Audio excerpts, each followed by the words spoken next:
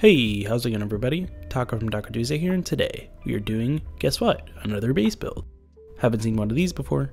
Anyways, today's base build is going to be a slight different approach to how I usually build. I have read all of your guys' suggestions and concerns from the last video, and I'm taking them into consideration. Anyhow, on to some base stats. This base is fairly cheap, costing you 24,825 stone, 8,700 metal, 6,318 wood, and 12 high quality metal.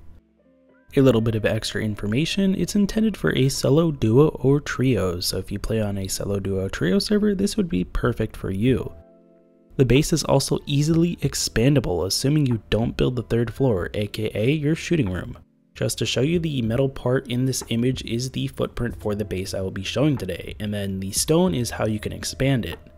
So if you play on a modded server and or you play in a larger group, this base also works for you.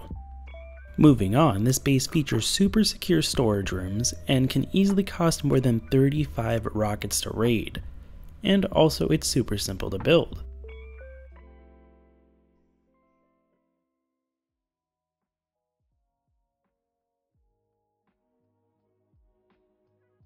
So before we move on to the base tour, I kind of want to prove something really quickly. So whenever I mention a number, you guys are usually pretty skeptical. So just a minute ago, I said this base can easily cost more than 35 rockets to raid. So to save me some time in the comment section, I am going to prove that to you. So what I'm going to do is I'm going to raid the 2 loot rooms and the cupboard for this base. And the only way I'm going to be able to do that is by exposing the weak point, which is usually why I don't like justifying my numbers. So anyways guys, just sit back and listen to the sounds of explosions.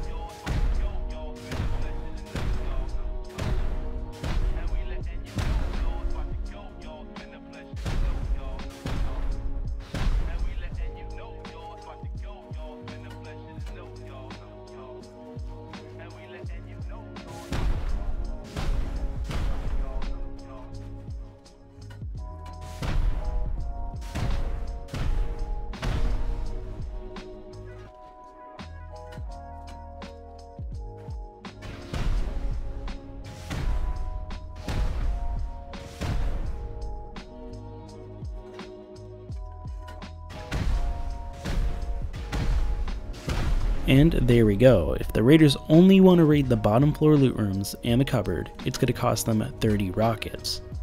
Keep in mind that you could also store loot on the top floor, and that would really boost the raid cost. Also keep in mind that if the raiders raid in any other spot than the spot that I showed you guys, it can cost well over 40 rockets. Alright, enough talk, let's move on with the base tour.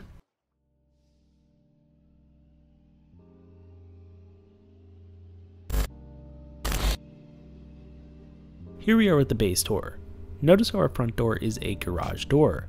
You can obviously expand the base to include things like shop fronts and other sorts of door cam prevention. But for this base, we are going to keep it simple and just have a shotgun trap. And right as we open, here's the shotgun trap, which will help kill anybody who's sitting right at your door. Let's go ahead and close that front garage door, and right here we have a dump box, which is pretty helpful. So if you're going out farming, collecting, PvPing, and you just want to quickly drop everything off without having to go through all your doors, this is perfect for that. So several doors in, we come to this little room here, which has a flame turret on top of a floor. So the point of this flame turret is to delay people who raid through the doors. So the flame turret will only activate once somebody is in the middle of the room, and once somebody's in the middle of the room, it'll completely torch the floor, either killing the player or just preventing them from getting through. The audio of the flame turret also serves as a good indicator to where the raiders are in the base. Anyhow, several more doors in, we'll eventually make it to our bag room. I wanted to keep the bag room closer to the exit, that way we have the ability to quickly spawn in and get outside in case of an emergency. For example, if your friend is getting shot outside, you can quickly spawn in, gear up using the locker, and then run out and help him. Anyhow, let's go ahead and move on. So, one more garage door in, we'll make it to the dead center of the base, which is also the center of the main living floor. So I'm going to go ahead and open up all these doors. And as you can see, there's quite a bit to this living space, so we're going to take it bit by bit. starting with this pod over here to the right, which will be our furnace room. So in this room we have 5 small furnaces, including a small box and a campfire. You can obviously add more furnaces if you like, but you would be sacrificing space. Moving on to the next sector, over here to the left we have our utility room. So here I'd suggest you store a lot of your resources, primarily because you'd be doing a lot of your crafting here. So in this room we have ourselves a tier 3 workbench alongside with 2 small boxes underneath to store some components and some scrap. Up here to the left we have ourselves a large box and a small box for resources. There's also a bag underneath my feet and a small furnace to the left for the sole purpose of continuously running for charcoal production. Another 2 large boxes underneath the shelf for any extra storage, and up here we have ourselves a repair bench, 2 small boxes for any extra resources, as well as any broken weapons, and then up here we have our trusty little grill. Anyways, on to the next area we have our growing room. So in this growing room we have 2 roleplay planters alongside with a large box that stores our cloth. If your crew isn't so down for vibing out, you can of course swap this room out for extra storage. Speaking of which, let's go ahead and show off the storage for this base. So there are 2 loot rooms to this base, one on this side and one on the other side, and they both lead down a floor. Going down these ladders into the pit takes you to 2 garage doors which exposes, well, obviously your boxes, alongside with shotgun traps which will kill any unfortunate soul who decides to raid this base. In these loot rooms there is a ton of storage. And here's obviously where you're going to be storing most of your loot. However, I highly recommend you split your loot between the 2 loot chambers. So put half of your stuff in these 2 loot rooms and then obviously put the other half in the other 2. And you shouldn't have to worry about these things getting hit because they're pretty hard to raid. Like I've said earlier, each of these loot chambers takes 15 rockets each to raid, meaning to just get these 2 loot rooms, it'll cost a minimum of 30 rockets. Anyways, in one of these loot chambers holds a garage door, and opening the garage door leads to our cupboard. So going in here we have a window and a small box. So because this is the centermost part of the floor, this will be the hardest spot in the base to raid. Because of that, I suggest in here you store anything you find very rare, such as rockets, explosives, M2s, anything like that. I also recommend you store a hammer for the sole purpose of removing the armored glass to access your cupboard, which this will be the method you use to access your cupboard to maintain upkeep.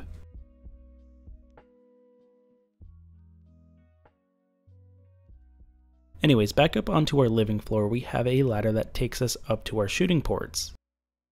Also up here we have ourselves our flame turret, which will help delay the raiders, also indicating where they are when they are raiding you. So as a general note to this base, if you wake up to yourself getting raided and you hear flame turrets go off, you can pinpoint the location of the raiders to either the roof or the front entrance because that's the only location of flame turrets. And then from there you can obviously set up a defense and try to defend your base. So one more door in, we make it to our shooting ports. So for this base our coverage is pretty minimal, meaning we don't have many shooting ports, but it does get the job done. So our main form of coverage for this base is going to be windows, which we can actually get a large variety of shooting angles using these window ports, especially with the 45-degree roofs. Another large attraction are the auto turrets. So on this base we have 2 auto turrets which are usable using the doors. You can open up the garage doors through 2 types of methods that I'm going to be featuring. One is using a chain link fence which you can use to also shoot out of, and the other auto turret is just utilizing the garage door clipping trick, which is the ability to open up a garage door through the other side of the wall. You can also automate this process using perimeter sensors and auto doors, which has been added in the recent electricity update. Anyways guys, that's pretty much it with the base tour. If you're enjoying the base build so far, be sure to leave a like because it really does help more than you think and I love to see your guys' support. Also, if you want to see some more of my content and you want to see some more base builds in the future, be sure to subscribe. Anyways guys, let's move on with the base build.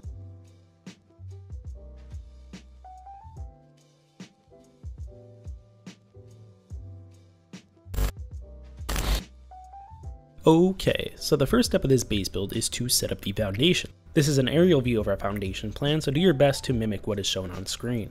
Once you have that done, go ahead and upgrade everything to sheet metal. And then from there, we're going to set up our cupboard. So you're going to place 2 walls like so, 1 and 2, and then a wall frame, and then another wall. go ahead and upgrade the walls to sheet metal and then the wall frame to stone. Go ahead and place 2 triangle ceilings above your head and then upgrade those to armored. These will be the only 2 armored structures in this base.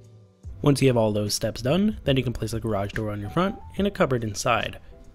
Make sure it's on the triangle farthest away from the door, authorize yourself, and you can set up boxes in here to serve as a temporary base. However, I highly suggest you set up a 2x2 before you set up this base. If you don't plan on living in here, go ahead and place a window frame, upgrade it to stone, and place in some armored glass. Now you should have something that looks like this. Once you're done, go ahead and place in your interior wall. So you're going to place 2 walls here, and then you're going to go all along here, another 2 walls right there, and all along here. That way you can get an egg shape that looks like this.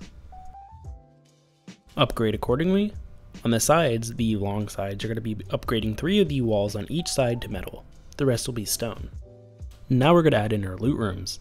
Go ahead and isolate these square foundations by adding 2 walls there, and then another 2 walls on the other side, right there. And then you're going to be placing in wall frames right here and right over here, and then do the same thing on the other side. The end result should look like this. And then go ahead and place in your boxes. If you need any extra clarification, be sure to slow down the video with the gear icon on the bottom right, or you can just click on the unedited version of the interior design in the description.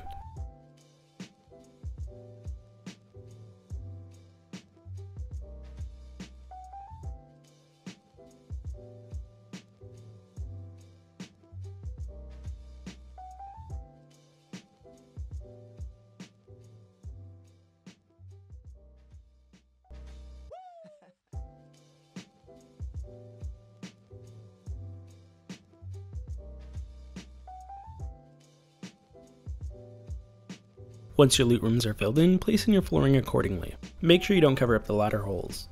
Your next step is to pick and choose which side of the base you're going to have your entrance on. For me, I'm having it on the left. Once you've chosen a side, go ahead and place it on the rightmost triangle. Place a wall frame or a single door frame. Then you're going to place walls all the way around the rest. Then you're going to upgrade everything to stone except for the walls right above the hole. Those will be metal. So now we're going to put up our doors and walls for this floor, so I suggest you pay attention. We're going to place a wall frame on the left and a wall on the right of the hole. Do the same thing for the other side. Once again, wall frame on the left and wall on the right. Now here's where things really get confusing, so pay attention closely. On the side where we don't have our door frame, place a wall facing you on the rightmost triangle, and then a wall frame to the left of that. To the right of that wall frame, we're going to place another wall frame and another one splitting the half of the base. And then from there, we got to do the same on the other side. So we're going to place a wall frame not facing us, this time facing the door, and then a wall frame right there, and 2 wall frames right there, and then upgrade everything to stone. Our end result should look something like this. And then from there, go ahead and do your interior design, which once again, I'm going to be speeding through.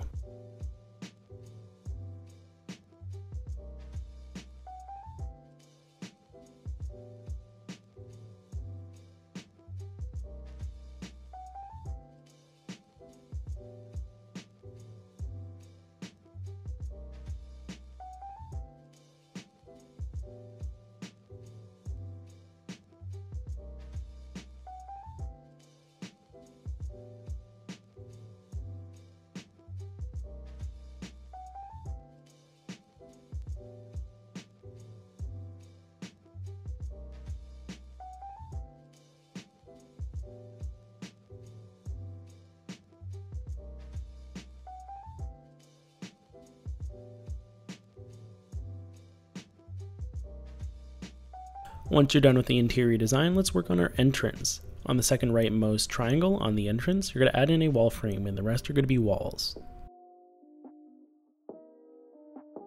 Then you're going to place in a large box on this triangle right here, but first place in a wall frame. Then go ahead and place in a triangle foundation outside, a half wall, and then a floor on top to make a half floor on the other side of the wall. Right there. Hop on top of the floor and then place another triangle right there, upgrade that one to sheet metal, and then you're going to place in walls all the way around the perimeter. For these walls, you're going to want to upgrade them to metal. Reason being, because you don't want them to just blow down the walls and then ignore all your doors. And then for your last wall frame, you're going to place it right there, upgrade that one to stone, and then you're going to place in all your garage doors. This is what you should have so far. Then for every single foundation that does not have walls existing on top of it, you're going to add walls in and bring it up 2 layers, and then from there, upgrade it to stone. Then you're going to add in your metal ceilings, leaving a hole for a ladder to get on top of the roof. And then you're going to add in your shooting floor walls. How it's going to work is basically on every single square you're going to put a window, and then everything else will pretty much be wall. Then upgrade everything to stone, and from there you're going to isolate these center 2 triangles by putting a wall frame right there, a wall right there, and then 2 walls right here. Make sure to upgrade the 2 walls that are closest to the hole to metal.